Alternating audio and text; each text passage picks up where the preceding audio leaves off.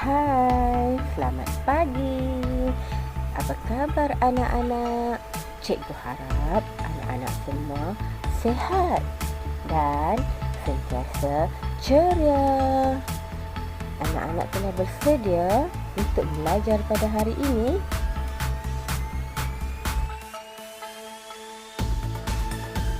Mari kita belajar.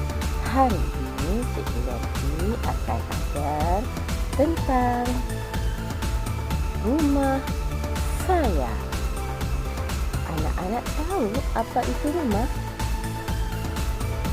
Pandai. Rumah adalah tempat kita tinggal. Rumah sebenarnya sebagai tempat perlindungan kepada kita. Bantu kita berlindung dari cahaya matahari, dari hujan dan yang paling penting daripada binatang liar yang berbahaya.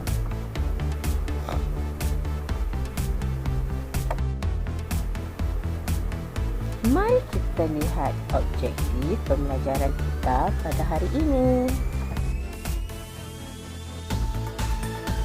Pada hari ini, anak-anak akan dapat mengenal ruang-ruang yang terdapat di dalam rumah dan menyebut alatan yang terdapat di dalam ruang tersebut.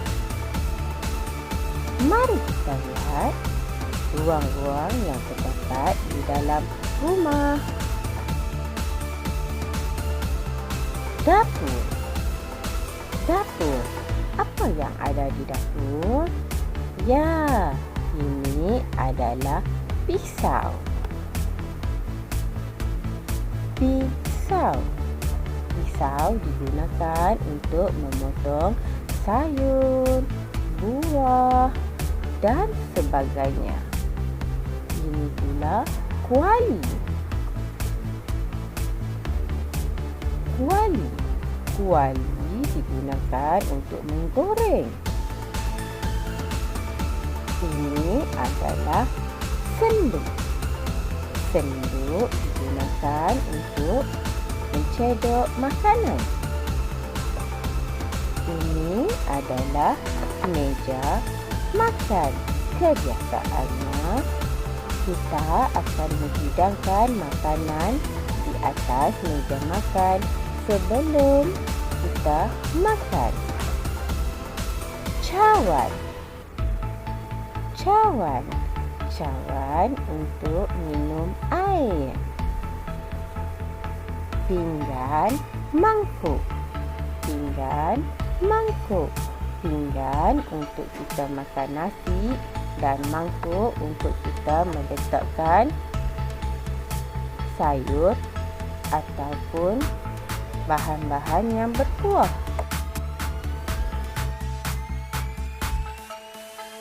Bilik tidur.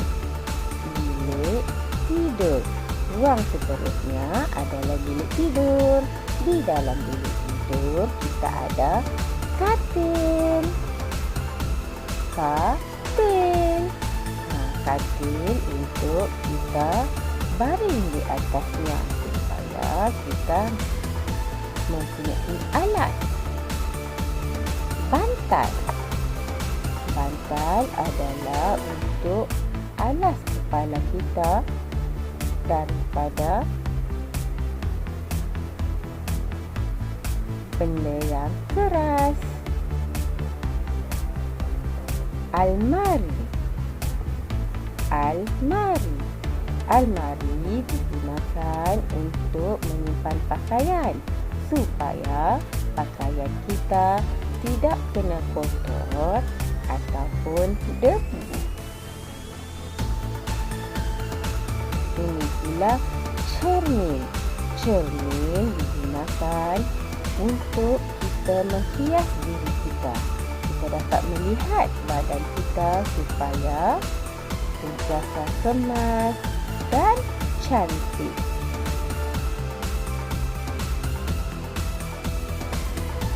Tandas.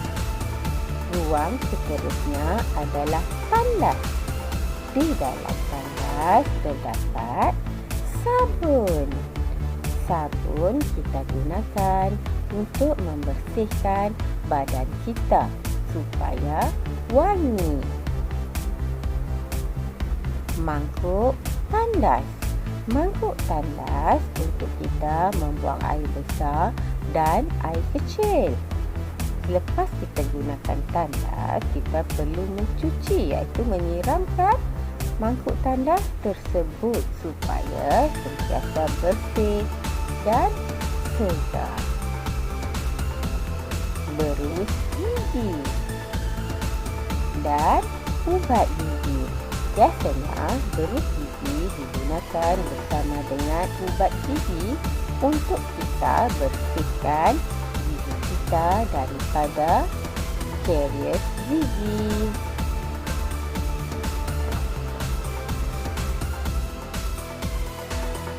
Seterusnya adalah ruang tamu. Mari kita lihat apa yang ada di ruang tamu. Sofa. Anak-anak tentu tahu kegunaan sofa. Pandai. Sofa untuk kita duduk dan berehat. Ini pula televisyen.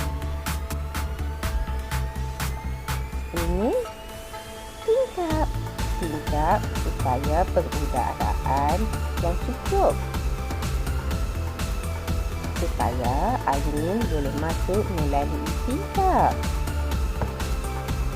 Ini pula meja kopi. Biasanya sekiranya tetamu datang ke rumah, kita akan menghidangkan makanan ataupun minuman di atas meja kopi ini supaya tetamu tidak perlu ke ruang dapur. Ini pula adalah pintu. Pandai pun. Pintu untuk kita masuk ke dalam rumah. Kalau tak ada pintu, macam mana kita nak masukkan? Ini pula langsir. Langsir digunakan supaya cahaya matahari tidak masuk terus ke dalam rumah, supaya rumah kita tidak panas. Apa yang anak-anak perlu lakukan setelah melihat ruang-ruang yang terdapat di dalam rumah? Tugas anak-anak adalah: pertama, hasilkan sebuah rumah yang mudah dari bahan terbuang yang bertajuk Rumah Saya. Kedua, dokumentasikan hasil kerja anak-anak menggunakan peta alir. Mari kita lihat bagaimana rupa peta alir.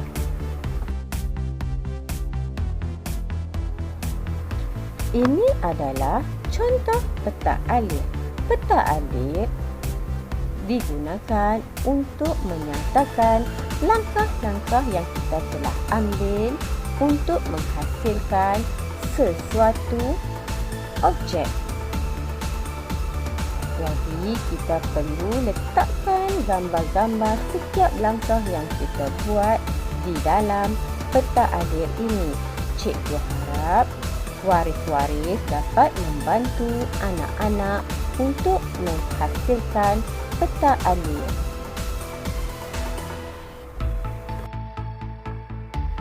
Terima kasih semua kerana menghadiri kelas cikgu. Bye. Kita akan jumpa lagi.